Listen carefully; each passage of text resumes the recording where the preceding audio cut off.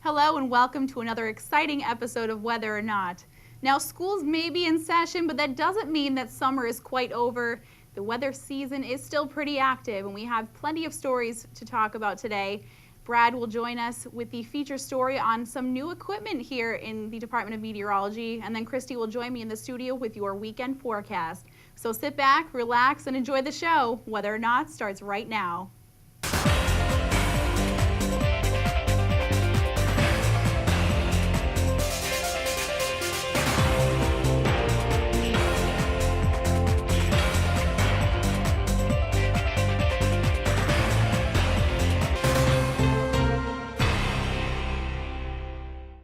Welcome back and thanks for joining us today. I'm your host, Jillian Bohenek. And I'm your forecaster, Christy Reuille. Christy, it is finally starting to feel like summer again. Now, can you give me just one highlight of what's going to be happening on this Labor Day weekend? Unfortunately, for being a holiday weekend, it's not going to be the best of weather. Unfortunately, Saturday morning, when everyone's probably going to be inside watching the Penn State versus UCF football game live from Dublin, Ireland, that is probably going to be the best part of the weekend. You're going to see clouds and showers start to roll in later. That's right. Not many people are going to be outdoors during that time early Saturday because, again, they're going to be watching the football game. A lot of restaurants are going to be opening up several hours early on Saturday just so people can watch the games. It's going to be a pretty exciting weekend. It will, and then we have Labor Day on Monday to recover. That's right. Well, we'll have Christy later with the forecast, but for right now, we're going to head over to Nature in the News.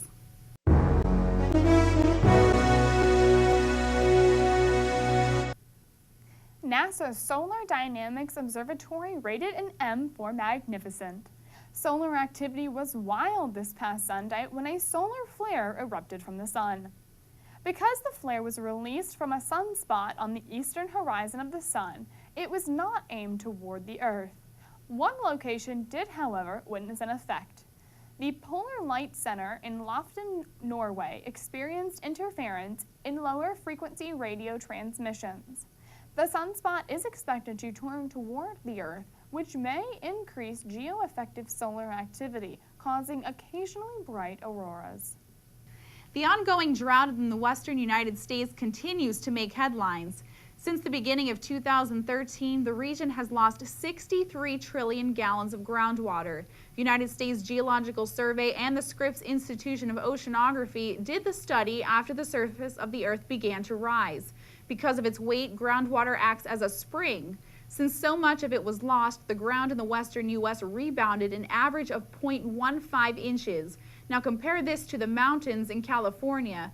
The land masses store a significant amount of groundwater, so they are typically depressed more than half an inch.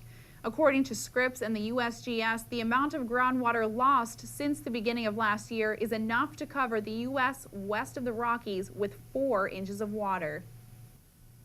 Since last Wednesday, air crews with the 53rd Weather Reconnaissance Squadron have been flying into Hurricane Cristobal to gather data from the storm. That day, the hurricane hunters flew the first low-level INVEST mission, flying at 500 to 1,500 feet, and continued until Cristobal was named a tropical storm on Sunday morning. Once a storm is named a tropical storm or hurricane, planes are flown between altitudes of 5,000 and 10,000 feet, depending on its strength. The air crews were able to send weather data via satellite to the National Hurricane Center every 10 minutes. This was a huge help with forecasting and issuing warnings. A new piece of technology has been made to predict the formation of sinkholes. Interferometric synthetic aperture radar, or INSAR, detects changes in ground elevation through the use of satellites and drones. During the months of May, June, and July, 3 sinkholes were reported in various locations across the state of Florida. A large portion of the state's peninsula is made up of carbonate rock and mixtures of clay and sand. It stores groundwater, which reacts with its chemicals and causes it to occasionally dissolve. This, in combination with human activity, can lead to sinkholes. Because most of the state is underlain by carbonate rock, sinkholes can technically form anywhere. Some areas are more prone to them than others, especially those areas with deeper limestone and limestone close to the surface. Christy will be up next with your weekend forecast. Thank you, Jill. Let's go ahead and get right to our forecast for the weekend here in State College as we look at the setup for Friday. We are seeing relatively nice conditions here in State College thanks to this high pressure system up over Canada, but the system off to our west will be making its way closer to us as we head into Saturday, and that will start making our weather go downhill. Clouds will roll in Saturday with a chance for a few scattered storms, but then the real threat of rain comes on Sunday as we see that low pressure system get even closer. So if you were inside on Saturday enjoying the game and plan to go outside on Sunday, not such a great idea as it will be a bit wet. For our weekend forecast right here in Happy Valley, 79 for a high on Friday, right around average with mostly sunny skies expected. And then we will maintain those clear skies as we head into our Friday night with low temperatures dipping down to around 58. And then it's Saturday that we start to see those clouds rolling in with the chance of storms in the afternoon as that low pressure system approaches. High temperatures a bit warmer. We should reach around 82 degrees on Saturday, and then overnight Saturday will cool off to around 66 with mostly cloudy skies. Sunday again brings our best chance for storms, which isn't the greatest. For a holiday weekend, this is Labor Day weekend after all, 85 degrees with a pretty good chance of thunderstorms, especially in the afternoon hours. So be prepared for those. If you have outdoor plans, be sure to keep an eye on the sky. You don't want to get caught outside when it is thunder and lightning. But other than that, be sure to have your jacket. Like I mentioned, it is the holiday weekend, so your Labor Day forecast for everyone enjoying a 3-day weekend, including all of us Penn State students who have just come back to school for the week, we unfortunately will see cloudy skies with a chance of thunderstorms, so not the greatest, but at least we will be seeing warmer temperatures, highs around 83 degrees. And now with our feature presentation, here's Brad.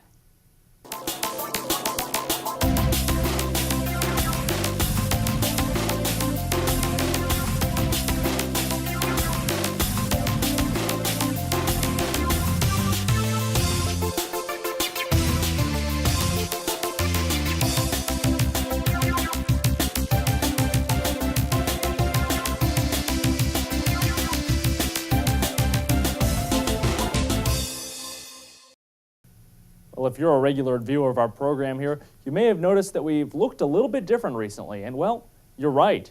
Thanks to funding from Penn State Public Media, our production facilities here at the Department of Meteorology have been remodeled, and we're now equipped with state-of-the-art technology. As most people would realize in the 21st century, technology marches on, and if you are not moving ahead, you are falling behind. And so just recently, here in the meteorology department, we were able to upgrade our television studio equipment to forge ahead into the 21st century. Among the biggest changes, we've finally said goodbye to a temperamental piece of 1990s technology. That's right, tapes are finally no more here at Whether or Not. Thanks to our new equipment, we now have the ability to record, transfer, and edit all of our productions in high definition.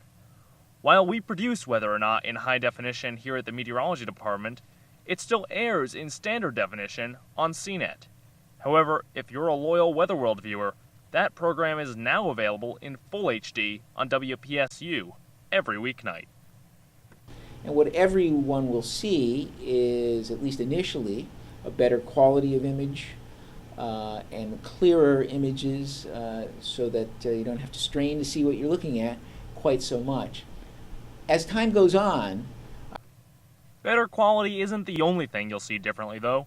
Our new technology will also give our productions expanded capabilities to better tell you the day's weather story. I think this newer equipment will be able to provide a whole new way of providing productions with a little bit more value, what we call production values. They will be slicker. We will be able to explain things in more understandable ways through the use of technology. And hopefully technology will not just be making pretty pictures, but making the experience for the viewer richer in general. Of course, with all of these changes, we have a bit of work to do ourselves. Students, faculty, and staff are all in the process of learning how to operate our new studio. I think the biggest advantage of the new technology is that once learned, it will be more easily operated by the many, many people who have to use this very, very busy production facility.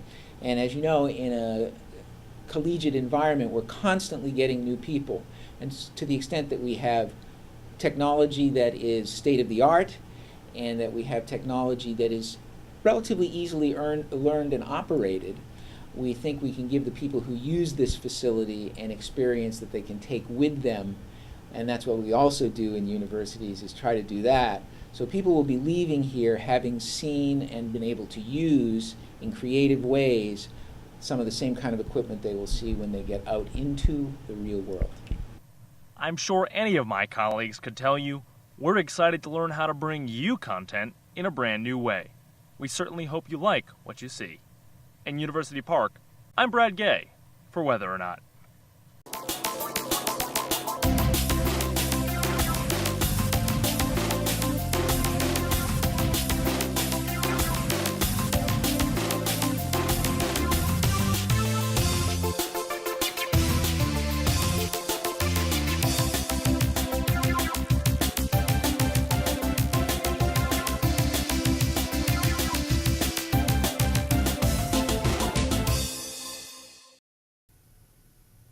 All right, before we get to the extended forecast, let's take one more look at how it's going to look this weekend here in Happy Valley. A nice weekday in store for us on Friday, at least, with mostly sunny skies and temperatures in the upper 70s. Deteriorating conditions, though, as we head throughout the weekend. Unfortunately, those not-so-great conditions will linger into our Monday and Tuesday as we see warm temperatures well above average, around 85, but then conditions will cool off just a bit, and we will see some sunshine as we end the week. Well, thank you, Christy. Now, I don't know about you, but I'm pretty excited for these warmer temperatures. That's right, Jill, so am I. We haven't had a very warm summer at all, so it'll be nice to at least end the summer with a bit of warmth. That's right. Now, speaking of temperatures, that takes us back to our Weather Whiz quiz. Earlier in the show, we asked you, what is the average daily high temperature in Dublin, Ireland for August 30th? Is it A, 76, B, 64, C, 81, or D, 72? And if you answered B, 64, you are correct. That's right, Jill. And of course, the reason we care about the high temperature in Dublin, Ireland on the 30th is that is where the Penn State UCF football game will be taking place this weekend. And in terms of weather, our average high here in State College for Saturday will be 78 degrees. And down in the UCF neck of the woods, it's 92. So I think in terms of temperatures and the weather over in Ireland, we have the upper hand, hopefully. That's right. I don't think we'll be seeing 92 over there. So those Florida boys, they have a little bit to get used to for the game. Well, that's about all we have for this week's episode of Whether or Not. Thanks for tuning in. As always, I'm your host, Jillian Bohenek. And I'm your forecaster, Christy Reuille. Have a great weekend.